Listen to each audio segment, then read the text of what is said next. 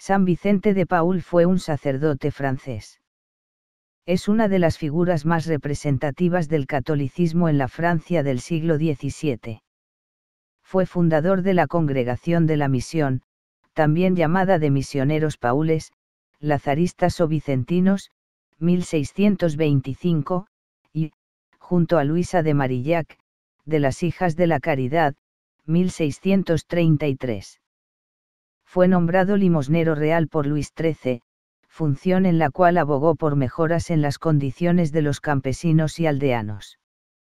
Realizó una labor caritativa notable, sobre todo durante la Guerra de la Fronda, una de cuyas consecuencias fue el incremento de menesterosos en su país.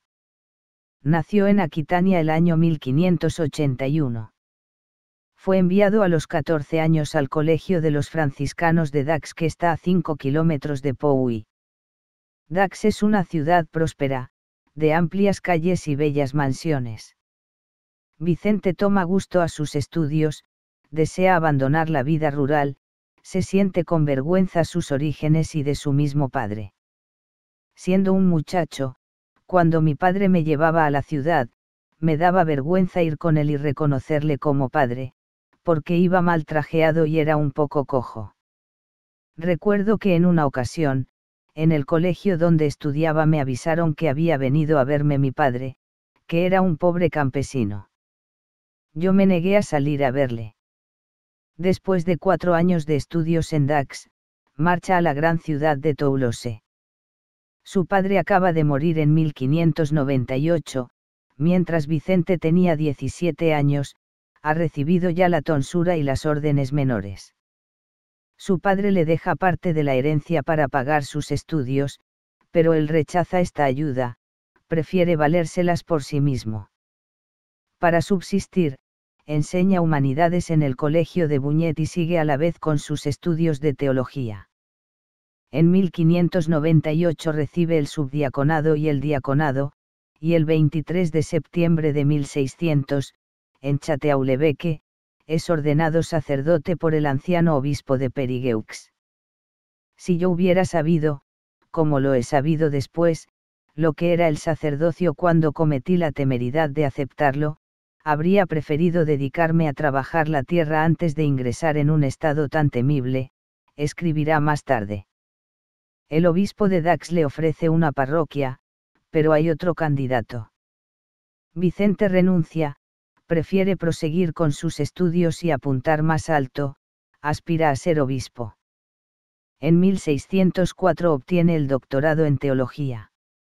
Se dirige a Burdeos. Acude a Marsella a un viaje bastante interesado. Una anciana dama de Toulouse le ha dejado una herencia de 400 escudos, pero la anciana tiene a un deudor, a quien Vicente persigue hasta Marsella, donde consigue recuperar 300 escudos, para regresar a continuación a Toulouse por Narbona. En Marsella Vicente embarca para Narbona. Se va en barco, el cual es atacado por los turcos y Vicente cae prisionero. Los años 1605-1607 son en realidad muy misteriosos. Se cuenta que vendido como esclavo en Túnez, estuvo sucesivamente al servicio de 4 distintos señores, un pescador, un médico, el sobrino de este y, por último, un cristiano renegado. Por fin, convirtió a su amo, se escapó llegando a Avignon y desde allí a Roma. Luego fue a París hacia el 1608. En 1609, poco después de su llegada a París, Vicente encontró a Pierre de Berulle, sin duda en el Hospital de la Caridad, a donde ambos iban a visitar enfermos.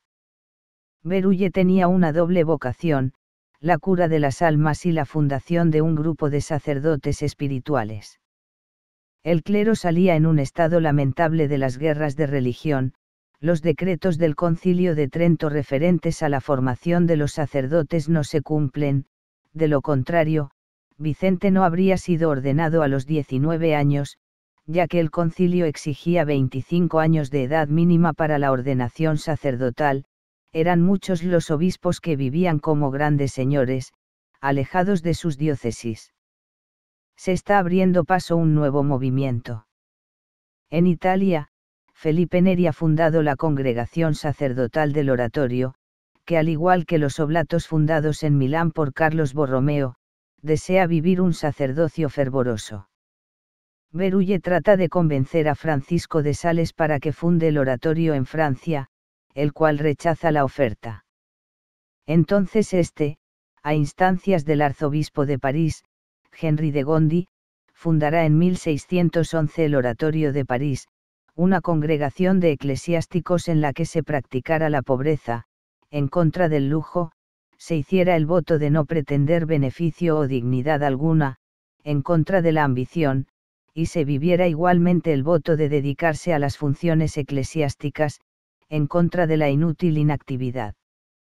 Berulle deseaba que Vicente ingresara en el oratorio, pero Vicente por diferentes razones no acepta, en cambio acepta la proposición de reemplazar en su puesto a un sacerdote que desea ingresar en el oratorio, y de ese modo, en mayo de 1612, Vicente toma posesión de la parroquia de Clichy-la-Garenne, a una legua de París.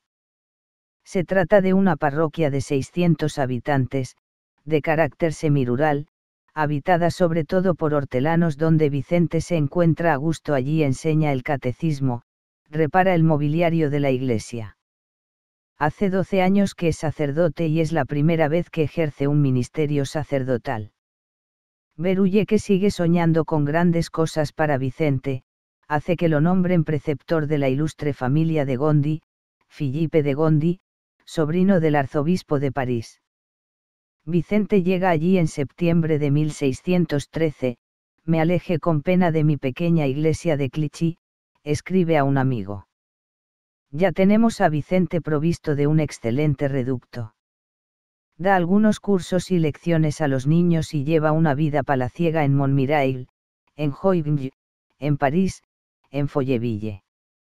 Ya podía darse por contento. Sin embargo, no era feliz. Durante los numerosos viajes de Gondi, vuelve a entrar en contacto con los campesinos y con las pobres gentes que viven en los dominios de la noble familia. Y se da cuenta de que el Evangelio exige la caridad radical. A comienzos de 1617, visita Vicente a un moribundo en Gannes, en el distrito de Loise, cerca del palacio de los Gondi. Aquel hombre, que tenía fama de ser un hombre de bien, reveló a Vicente unos pecados que jamás se había atrevido a confesar a su párroco, tanto por vergüenza como por amor propio. El moribundo, que experimentaba una extrema soledad moral, que padecía la noche, el frío y la imposibilidad de hablar con Dios, era un hombre cerca de la muerte sin haber encontrado una mirada sacerdotal lo bastante dulce y lo bastante humana para poder salirse de sí mismo y atreverse a creer en la ternura de Dios. He ahí la vocación de Vicente, la ternura. Su corazón ha sido tocado. Quería ir a los campos más remotos a expresar a todos los que se sienten perdidos que existe un Dios de ternura que no les ha olvidado. Quiere ser testimonio de ese amor divino. Estar presente con la ternura de Dios. Vicente queda impresionado y el 25 de enero predicó en Folleville, cerca de Amiens, proponiendo a todos los fieles de Folleville la idea de que vayan allá algunos sacerdotes ante quienes puedan hacer una confesión general de toda su vida. Este sermón, que fue el origen de la Congregación de la Misión, instituida para dar misiones populares y trabajar en la formación del clero de Francia y en otros países. A los sacerdotes y hermanos de la Congregación de la Misión se les conoce en Francia como lazaristas por su casa madre, San Lázaro. En agosto de ese mismo año 1617, en Chatillon-les-Domes, San Vicente se encuentra con la miseria material de los campesinos. San Vicente relata los hechos: mientras me revestía para celebrar la Santa Misa, vinieron a decirme que en una casa apartada de todas las demás, como a un cuarto de legua, estaban todos enfermos, hasta el punto de que no había una sola persona que pudiera atender a las demás, las cuales se hallaban en un estado de necesidad indescriptible. Esto me ocasionó una tremenda impresión. A la llamada de Vicente acuden todos los feligreses en ayuda de esa familia. Pero, para Vicente, este movimiento espontáneo no es bastante, porque corre el peligro de no tener continuidad, una enorme caridad, sí, pero mal organizada. El 18 de abril de 1659, un año antes de su muerte, Vicente escribe unas largas consideraciones sobre la humildad, que presenta como la primera cualidad de un sacerdote de la misión. En julio de 1660 se ve obligado a guardar cama. Toda su vida había sido una persona fuerte y robusta, el típico campesino de pequeña estatura, medía 1,62 metros, poseía una enorme resistencia, como si estuviera hecho de cal y canto. Entre julio y septiembre de 1644 se teme por su vida, pero sé ir bien, aunque se le prohíbe montar a caballo, tenía las piernas inflamadas y tenía que caminar con un bastón. En el invierno de 1658 y 1660 el frío vuelve a abrir las llagas de sus piernas y poco a poco, se ve forzado a permanecer inmóvil. Se queda en Saint-Clañare, en medio de los pobres. Su corazón y su espíritu se mantienen totalmente despiertos, pero en septiembre las piernas vuelven a supurar y el estómago no admite ya el menor alimento. El 26 de septiembre, domingo, le llevan a la capilla, donde asiste a misa y recibe comunión. Por la tarde se encuentra totalmente lúcido cuando se le administra la extremaunción, a la 1 de la mañana bendice por última vez a los sacerdotes de la misión, a las hijas de la caridad, a los niños abandonados y a todos los pobres. Está sentado en su silla, vestido y cerca del fuego. Así es como muere el 27 de septiembre de 1660, poco antes de las 4 de la mañana, a la hora que solía levantarse para servir a Dios y a los pobres. Multitudes habían conocido los beneficios de su caridad. San Vicente fue consejero de gobernantes y verdadero amigo de los pobres. Monsieur Vincent, como se le llamaba, estimulaba y guiaba la actividad de Francia en favor de todas las pobrezas, envió misioneros a Italia, Irlanda, Escocia, Túnez, Argel, Madagascar, así como a Polonia donde luego fueron las hijas de la caridad. Se rodeó de numerosos colaboradores, sacerdotes y seglares y, en nombre de Jesucristo, los puso al servicio de los que sufren. Fue proclamado santo por el Papa Clemente XII, el 16 de junio de 1737. Su fiesta se celebra el 27 de septiembre. En 1712, 52 años más tarde su cuerpo fue exhumado por el arzobispo de París, 2 obispos, 2 promotores de la fe, un doctor, un cirujano y un número de sacerdotes de su orden, incluyendo al superior general, Fray Bonnet. Cuando abrieron la tumba todo estaba igual que cuando se depositó. Solamente en los ojos y nariz se veía algo de deterioro. Se le contaban 18 dientes. Su cuerpo no había sido movido, se veía que estaba entero y que la sotana no estaba nada dañada.